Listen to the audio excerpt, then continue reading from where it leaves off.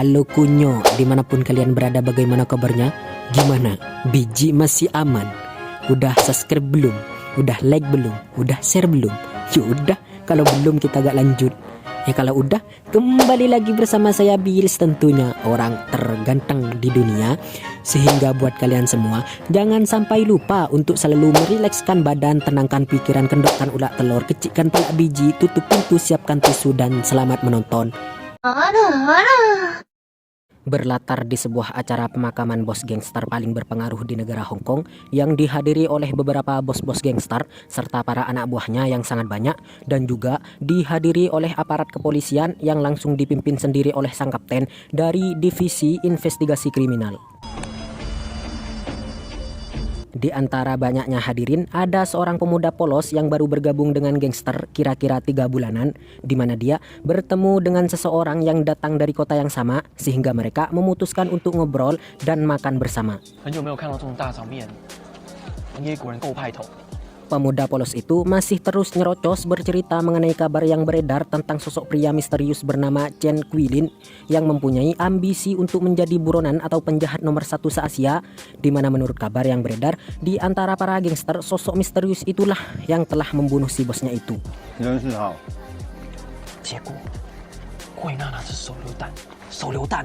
Tak lama, para gangster berdiri menyambut kedatangan bos besar dari utara, di mana pemuda itu benar-benar terkejut dengan fakta bahwa orang yang sejak tadi diajak berbicara adalah sosok si Chen Guilin itu, di mana kedatangannya tak lain dan tak bukan adalah membunuh bos utara yang baru datang itu.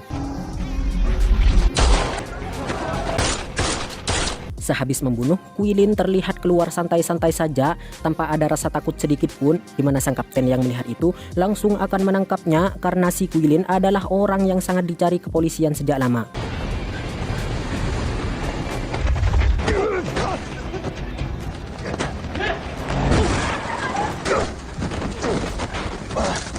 Sempat baku hantam sedikit, namun Guilin dengan mudah mengalahkan si kapten. Tapi saat pengajaran sampai ke atap gedung, Guilin tidak menemukan jalan lain kecuali melompat ke bawah, sehingga ya, mereka berdua mendarat lumayan mulus, yang kemudian adu gelut terjadi di antara mereka. Dan ya, dengan gampangnya si Guilin dapat melukai satu mata si kapten sehingga Guilin bisa terlepas darinya.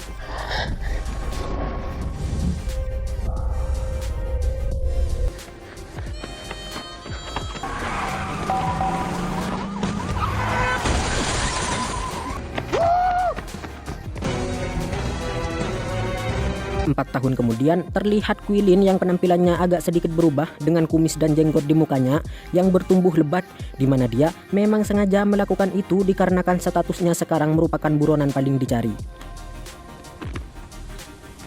Tak lama, Guilin ditelepon oleh asisten neneknya yang berkata bahwa sekarang nenek Guilin sedang berada di rumah sakit, yang setelah 4 tahun tidak pernah ditemui, nenek Guilin sangat kecil untuk bisa diselamatkan akibat tumor yang semakin parah.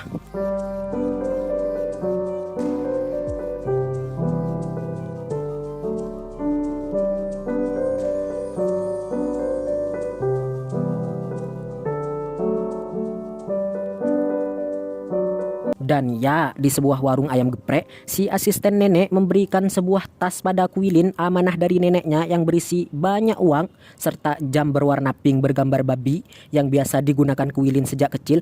Namun selain kondisi neneknya yang tak tentu, Guilin harus dikejutkan lagi saat hasil tes kesehatannya diberikan, di mana dia divonis mengidap kanker paru-paru stadium 4 dikarenakan kebiasaan baiknya yang sulit di stop dan dihentikan, yaitu merokok 10 bungkus per hari. Dan ya, menurut si perawat, umur Guilin tidak akan lama lagi, yaitu sekitaran 6 bulan, sehingga dia menyuruh si Guilin di akhir ayatnya untuk bertobat dan menebus segala dosanya dengan menyerahkan diri kepada polisi.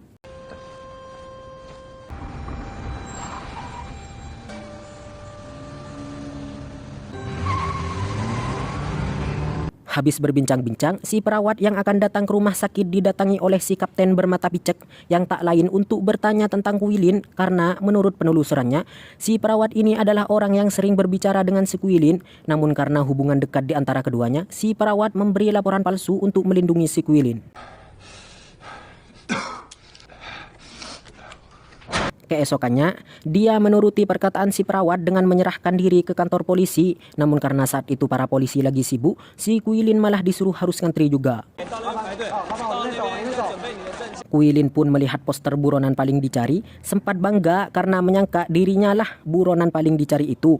Namun sekali lagi, Kuilin harus menelan kekecewaan dikarenakan buronan paling dicari bukanlah dia, di mana dia malah berada di urutan nomor 3, sehingga hal itu membuat jiwa-jiwa kebrutalannya bangkit lagi dan batal untuk menyerahkan diri.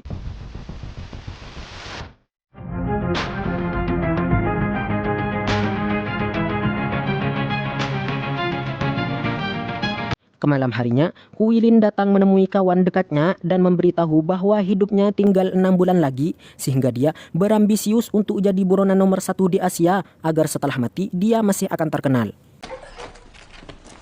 Setelah itu, Kuilin langsung menuju ke perawatnya untuk bertanya di mana keberadaan nomor 1 dan 2, dan itu menjelaskan bahwa perawat itu adalah perawat ilegal yang sering merawat dan mengobati para penjahat. Dan karena desakan Kuilin, akhirnya perawat itu memberitahu bahwa orang yang nomor 2 bernama Hongki, atau yang lebih dikenal dengan si ular, karena mempunyai ciri khas berupa tato ular di lengannya. Saat si Kuilin bertanya tentang si nomor 1, perawat menjawab bahwa dia kurang tahu dengannya. Namun si perawat mempunyai surat riwayat penyakit milik ibunya si nomor 1, sehingga mungkin itu bisa jadi perantara untuk menemukan si nomor 1.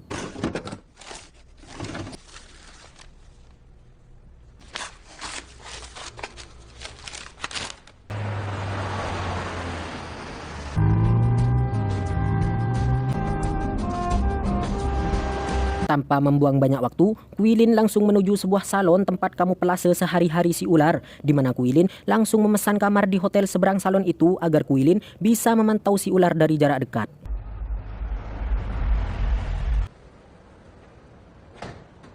Tak lama, datanglah si ular dan anak buahnya yang baru saja menagih utang pada para nasabahnya, dan dia adalah Mei, gadis pesuruhnya ular, diminta untuk membersihkan pisau yang digunakan membacok nasabahnya yang bandel.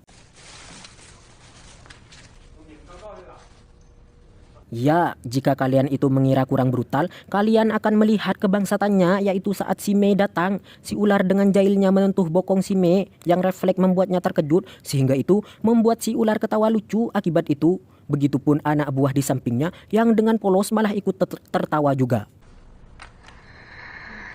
Ya, ternyata hal receh dan ringan itu bisa membuat si ular marah, sehingga dia memukulkan botol minuman ke kepalanya tanpa bisa berbuat apa-apa.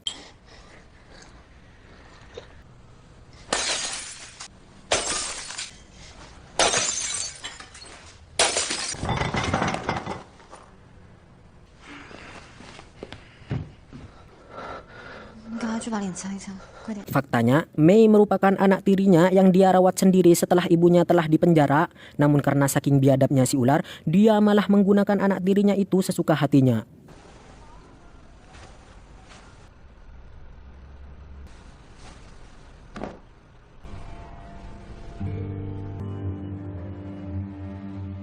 Keesokannya, Kuilin langsung beraksi, di mana dia langsung mendatangi salon itu dengan kedok ingin membersihkan jenggot dan kumisnya.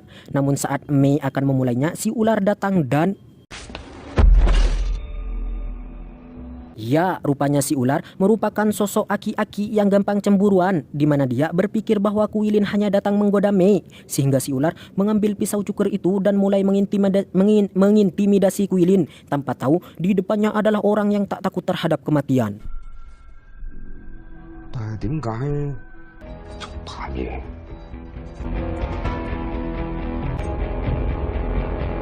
Ya, tampaknya Kuilin harus gagal tatkala beberapa polisi datang menegur orang yang punya mobil di depan karena diparkir sembarangan, di mana si Mei yang sejak tadi melihat dan memperhatikan semuanya jadi tahu bahwa kedatangan si Kuilin ke sana yaitu untuk membunuh ayah tirinya itu. Saat kembali ke kamarnya, Kuilin menemukan barang-barang telah acak-acakan disebabkan oleh anak buah si ular, sehingga Kuilin menjadi sangat marah dan akan langsung membunuh si ular malam ini juga.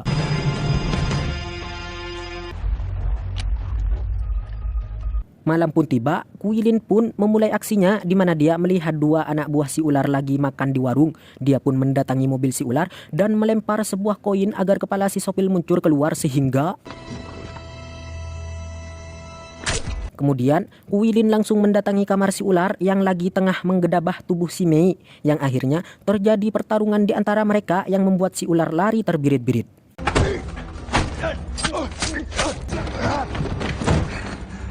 Dan ya, saat aksi kejar-kejaran itulah si kapten melihat Kuilin dan si ular, sehingga karena dua ikan datang bersamaan, akhirnya si kapten join kejar-kejaran tersebut untuk menangkap keduanya.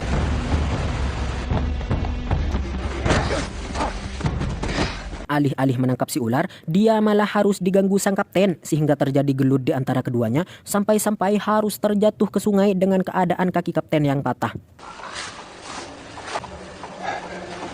Tak punya waktu mengurusi sang kapten, Kuilin kembali mengejar si ular yang kabur ke persawahan dan bersembunyi di sebuah kebun tertutup. Ya, tampaknya si ular masih berusaha mau hidup, namun sayangnya dia harus kalah telak dari si Kuilin sehingga...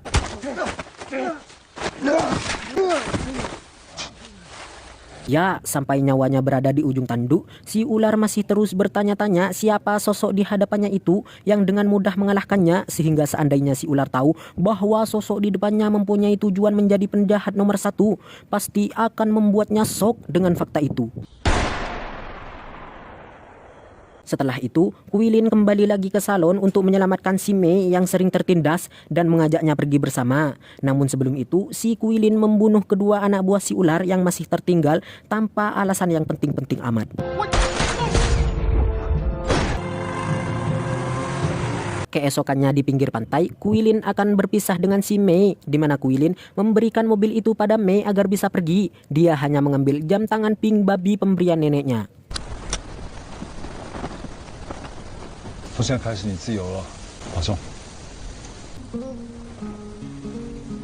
Kemalam harinya, di sebuah kamar hotel, Kuilin melihat berita pembantaian yang itu merupakan ulah dirinya sendiri, di mana dia terlihat sangat bangga dengan dirinya sendiri karena telah melakukan hal itu sebelum dirinya meninggal. Keesokannya, Kuilin melanjutkan misinya mencari si Merpati bermodalkan surat kesehatan milik ibunya. Kuilin jadi tahu di mana sekarang si Merpati tinggal.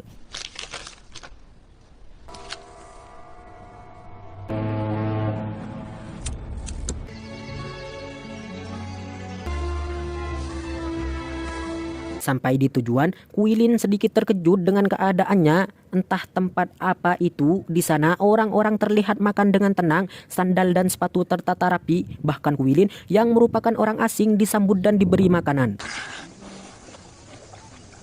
Dan ya, ini dia Baba, sosok pemuka agama di mana dia ternyata pendiri dari pusat spiritual itu yang digunakan pengikutnya untuk memuja dan berdoa kepada si Baba yang mereka anggap sebagai Tuhannya.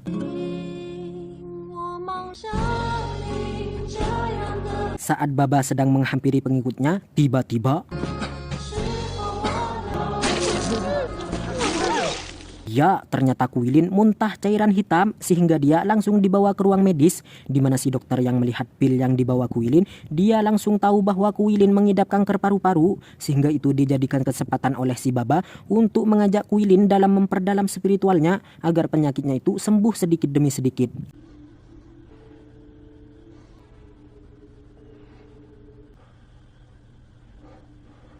Keesokannya, Kuilin langsung to the point mendatangi Baba dan menanyakan apakah ada orang bernama si Merpati di tempat ini, yang kemudian dijawab oleh si Baba, ya ada, tapi dia telah meninggal dunia bertahun-tahun lalu. Bahkan sebagai buktinya, Baba memperlihatkan kuburan si Merpati.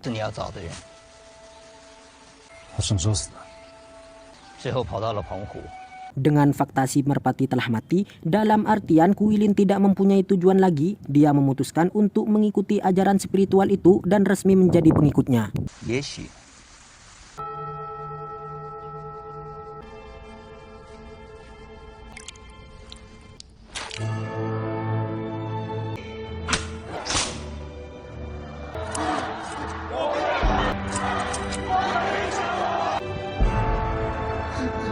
Setelah beberapa hari menikmati kedamaian di sana, Kuilin diajak oleh si Baba untuk memeriksakan dirinya pada sang dokter, yang alangkah terkejutnya Kuilin dikarenakan hasil ramsemnya tidak menunjukkan penyakit kanker. Dengan kata lain, dia telah sembuh dari penyakitnya.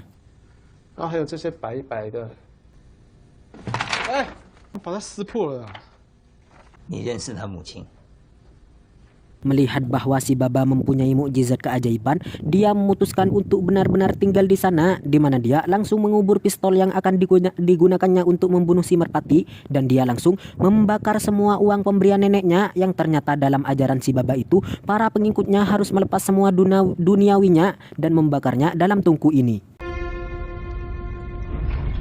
Setelah dia resmi menjadi pelayan si Baba, dia membantu para pelayan yang lainnya dalam menyiapkan makanan terhadap para pengikut Baba yang baru, yang saat itu seorang perempuan dan anak laki-lakinya, di mana keduanya langsung dihidangkan makanan. Namun si ibu menolak makanan dengan alasan diet, dan ya persis sama saat pertama kali Quilin ke sana, anak laki-laki itu muntah cairan hitam yang langsung dibawa oleh si Quilin ke ruang medis.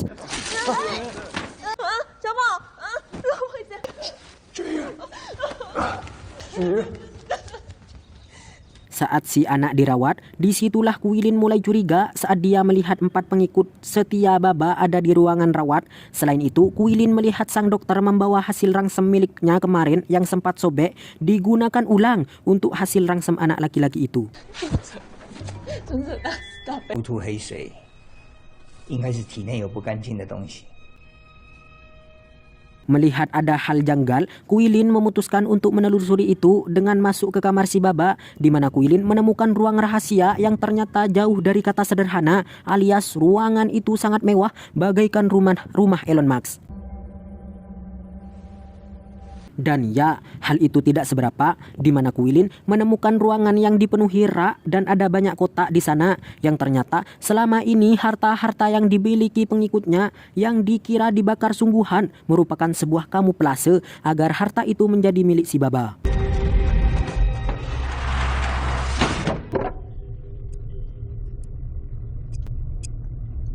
Keesokannya, saat si ibu dari anak laki-laki sedang melakukan pembastisan, datang Quilin yang menyuruh ibu itu untuk pergi saja dari sana. Melihat Quilin sangat lancang, Baba pun langsung menusuknya dan menyuruh pengikutnya untuk mengubur Quilin di dekat pantai.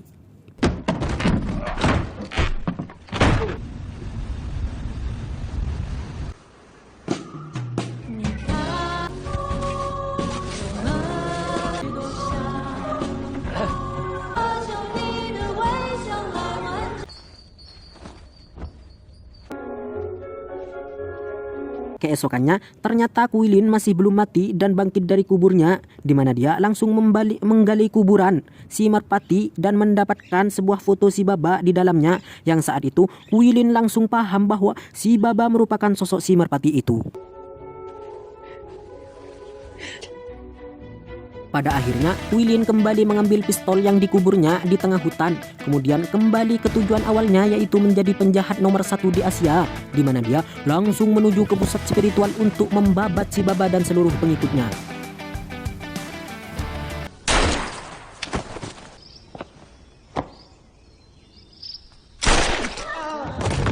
Ya, Quilin langsung menembaki dada si Baba yang membuat orang terkejut, ketakutan. Kemudian dia menunjukkan bukti-bukti yang menyatakan bahwa sosok asli Baba adalah seorang buronan yang menyamar menjadi orang suci untuk membodohi orang-orang. Di mana si Baba tetap dalam pendiriannya menggunakan congor manisnya itu untuk mengelabui pengikutnya, sehingga mau tak mau Quilin harus menembak orang itu.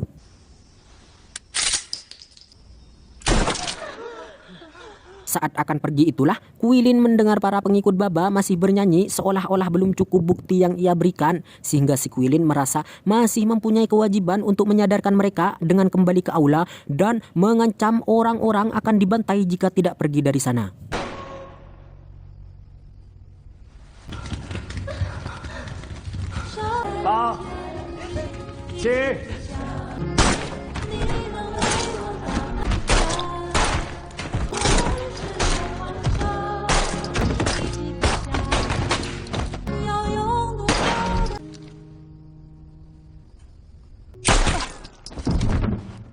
Selesai dengan misinya dan resmi menjadi penjahat nomor 1, dia pulang dengan menumpang kapal besar, di mana dia dengan sekonyong-konyongnya mengambil HP dari penumpang tak dikenal dan menghubungi sang kapten agar menyiapkan banyak aparat untuk menyambut kedatangannya.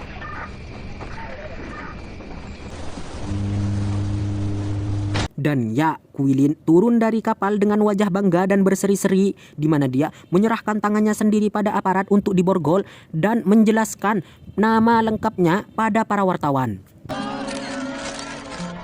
我叫陈桂林，陈桂林。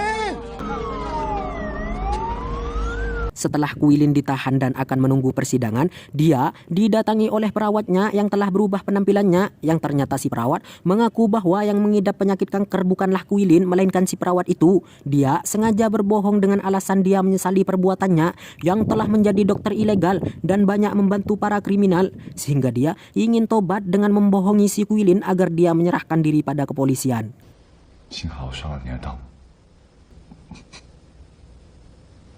Dan ya, dia divonis hukuman mati. Namun sebelum itu dia dipersilahkan untuk menemui Mei, di mana hal itu disengaja oleh sang kapten yang secara diam-diam kasihan dengan nasib malang si Quilin yang secara tidak langsung membantu dalam menyelesaikan masalah kriminalitas itu.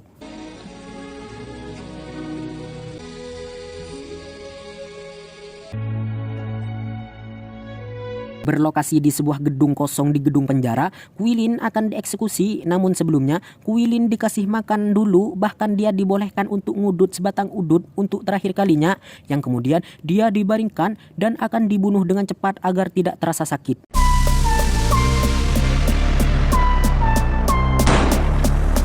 The end, akhir yang cukup dak didoder. Menurut saya bahwa film ini sangat amat seru. Namun seandainya di akhir film saat Quilin mengetahui bahwa dia telah dibohongi masalah kanker paru-paru itu, jiwa balas dendamnya muncul lagi dan berusaha mencari cara untuk kabur dari sana saat dieksekusi mati. Lewat bantuan sang kapten lah yang merasa kasihan atau si Mei yang datang padanya dengan alasan sudah dibebaskan dari kelaknatan ayah tirinya.